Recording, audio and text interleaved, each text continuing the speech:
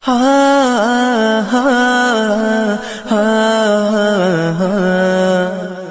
نہ کسی کا کبھی دکھا،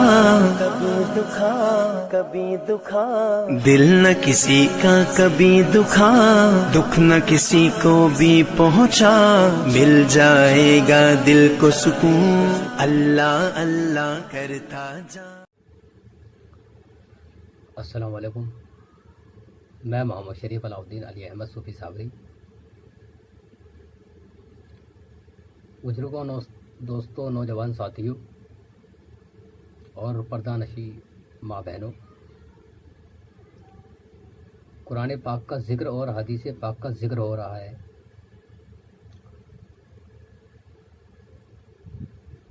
وہ غلط فہمی ذہن سے مٹانے کی کوشش کی جا رہی ہے جو کچھ شیطان کے چیلے، شیطان کے بچے معصوم لوگوں کو، خاص کر کے جو ہمارے ہندو بھائی ہیں جو قرآن سے دور ہیں اور قرآن کے علم سے بہت دور ہیں، ان کے ذہن میں یہ باتیں بٹھائی جا رہی ہیں کہ قرآن میں کچھ صورتیں ہندوؤں کو قتل کرنے کے لیے اتاری گئی ہیں، اور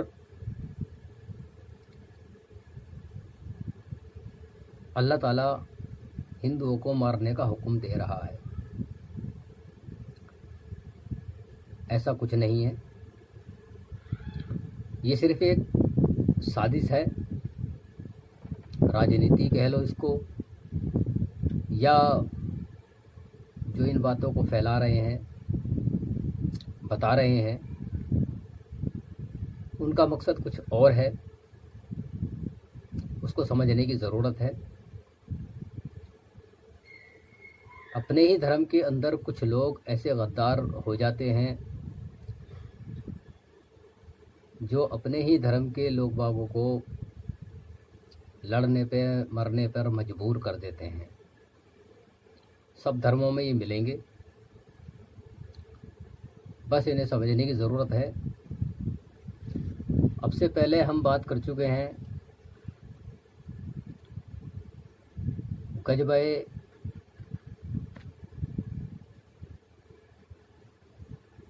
بدر سے تعلقات رکھنے والی صورتیں، قرآن پاک میں جہاد سے تعلقات رکھنے والی صورتیں نازل کیوں ہوئی، کس وجہ سے ہوئی۔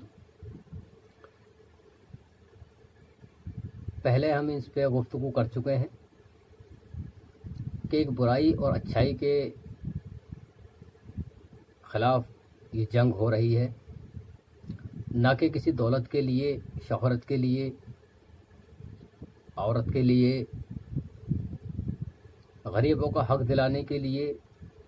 اللہ تبارک و تعالیٰ نے یہ 26 آیتیں نازل فرمائی، جس کو وسیم رضوی نے کورٹ میں پیش کیا کہ یہ آیتیں آتنکواد سکھاتی ہیں، آتنکواد کو بڑھاوا دیتی ہیں۔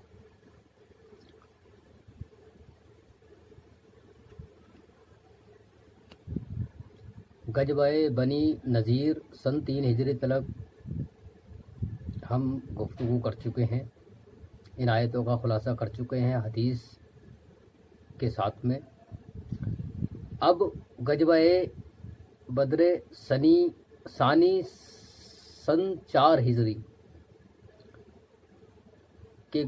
کے اوپر گفتگو کریں گے، اور اس کے آگے جو آیتیں آئی ہیں ان پہ، اور کافروں نے یا جو اسلام کے دشمن تھے انہوں نے کیسی کیسی حرکتیں اور کری آگے، ان کا بھی خلاصہ ہوگا۔ کچھ حدیث پیش کرتے ہیں۔ جنگ احد سے واپس ہوتے ہوئے، جنگ احد کا ہم پہلے ذکر کر چکے ہیں۔ جنگ احد سے واپس ہوتے ہوئے کافر کہہ گئے تھے کہ سال آئندہ بدر پر پھر لڑائی ہوگی۔ یہ کافر دوبارہ بول کر گئے تھے جب وہ زمانہ قریب ہوا تو کافروں کے دو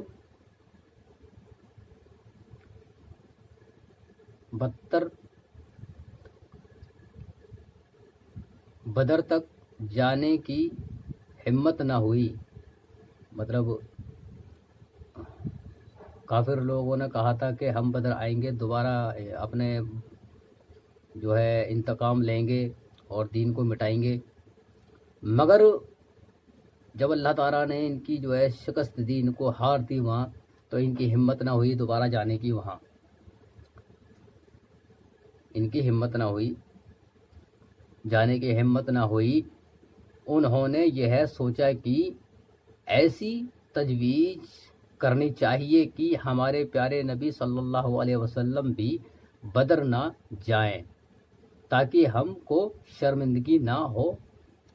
چنانچہ انہوں نے ایک جاسوس کو مدینہ منورہ بھیجا کہ مسلمانوں میں جا کر یہ خبر پھیلائیں کہ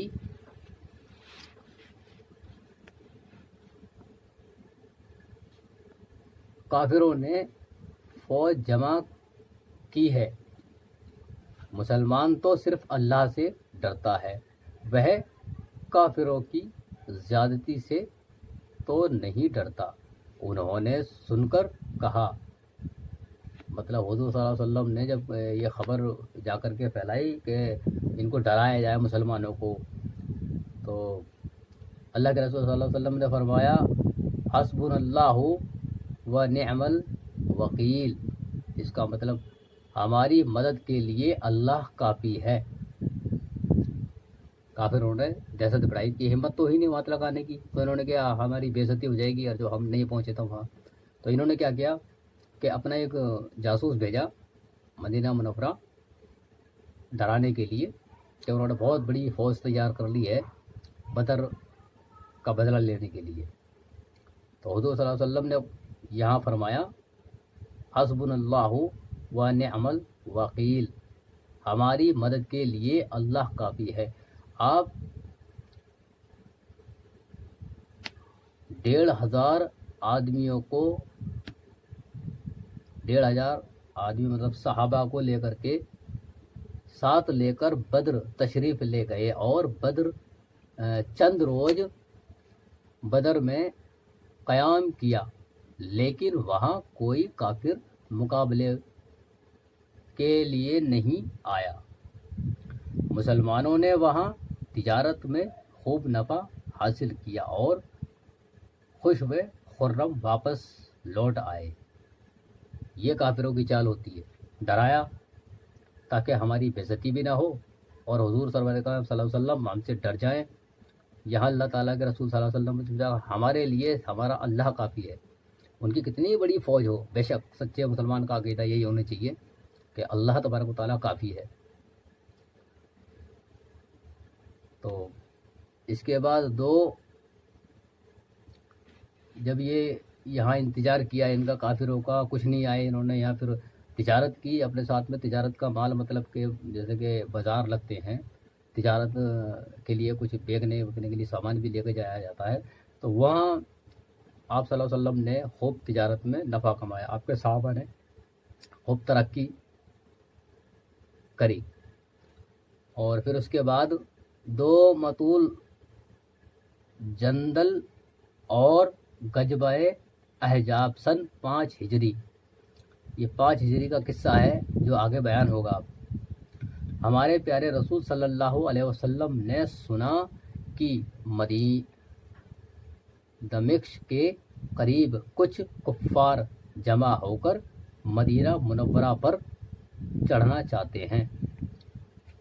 یہاں مطلب دین کے تو ہر جگہ ہر دور میں دشمن رہے ہیں، جیسے آج کے دور میں، ٹھیک ہے، ہر دور میں دشمن رہے ہیں دین کے. آپ 1,000 آدمیوں کو لے کر روانہ ہوئے، وہ خبر سن کر بھاگ گئے. آپ چند روز وہاں رہ کر مدینہ منورہ تشریف لے آئے. اس کو 2 مطول جندل کہتے ہیں. اسی سال غزوہ بنی مستلق بھی ہوا، لیکن یہاں پر بھی کافر مقابلے پر نہیں آئے اور اپنا سامان اور اہل و عیال چھوڑ کر بھاگ گئے۔ نہ 3 جنگوں میں آپ نہیں آئے، یہ کافر لوگ نہیں آئے، مگر حضور سرور کائنات صلی اللہ علیہ وسلم ہر جنگ میں شریک ہوئے، اپنے صحابہ کو لے کر کے وہاں گئے۔ پھر اسی سال غزوہ احزاب ہوا، اس کو غزوہ خندق بھی کہتے ہیں۔ غزوہ خندق سورہ احزاب میں اسی کا ذکر ہے۔ یہ لڑائی اس وجہ سے ہوئی کہ پہلے تم کو بتایا جا چکا ہے کہ یہودیوں کے 2 قبیلوں کو جنہوں نے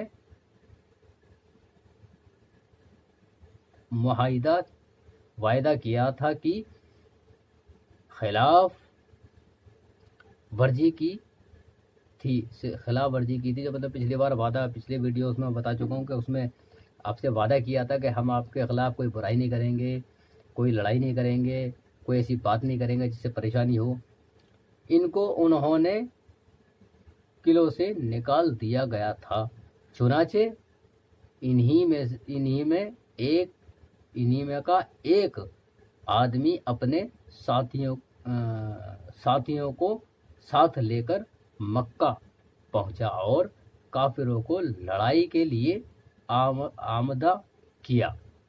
یہاں مسلمانوں کو چیلنج کیا، پریشان کیا، لڑائی کے لیے آمادہ کیا، اور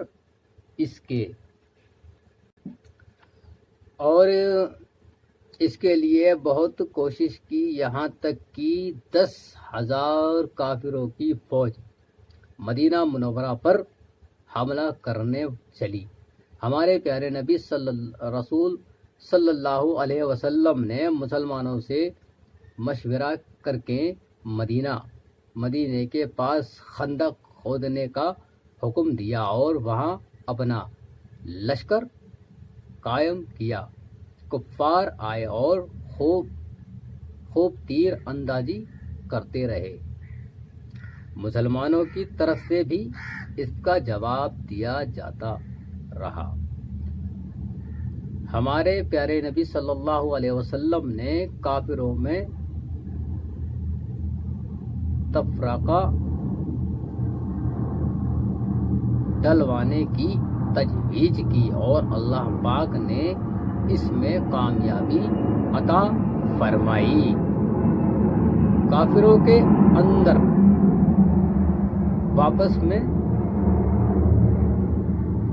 آپس میں تفرقہ پیدا ہو گیا اور آپس میں اچھا خاصا بگاڑ پیدا ہو گیا۔ اسی دوران اللہ تعالیٰ نے مسلمانوں کی مدد اس طرح کی کہ ایک زوردار ہوا بھیجی جس میں کافروں کے خیمے اکھڑ گئے اور گھوڑے بھاگنے لگے۔ چنانچہ اسی رات کو کافروں کا لشکر واپس چلا گیا۔ اب اسی جنگ کے متعلق اللہ تعالیٰ نے قرآن پاک کی آیتیں نازل فرمائی۔ سورۃ الاحزاب پارہ نمبر 21 آیت نمبر 8، 9 اور 10 میں فرماتا ہے اللہ تعالیٰ، 8، 9، 10 میں فرماتا ہے اللہ تعالیٰ، اعوذ باللہ من الشیطان الرجیم، بسم اللہ الرحمن الرحیم، یا ایھا الذین آمنوا اذکروا نعمت اللہ علیکم اذ جاءتکم جنود فارسلنا علیہم ريحا وجنودا لم تروها وكان الله بما تعملون بصیر اذ جاءوکم من فوقکم ومن اسفل منکم وَإِذْ جَاغَتِ الْأَبْصَارُ وَبَلَغَتِ الْقُلُوبُ الْحَنَاجِرَ وَتَظُنُّونَ بِاللَّهِ الظُّنُونَ هُنَالِكَ ابْتُلِيَ الْمُؤْمِنُونَ وَزُلْزِلُوا زِلْزَالًا شَدِيدًا۔ اس کا ترجمہ اس طریقے سے ہے، اے ایمان والو، اللہ کا انعام اپنے اوپر یاد کرو جب تم پر بہت سے لشکر چڑھ آئے، پھر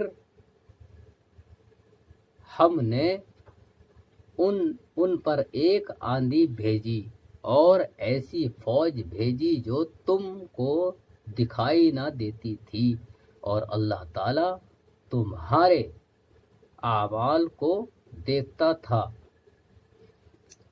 جب وہ لوگ تم پر آ چڑھے تھے، اوپر کی طرف سے اور نیچے کی طرف سے بھی، اور جب کی آنکھیں کھلی کی کھلی رہ گئی تھی اور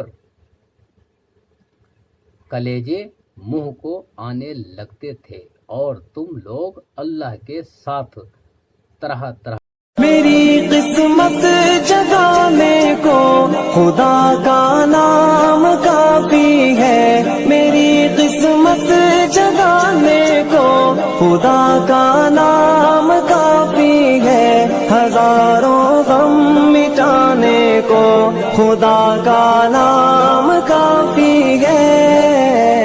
یا میرے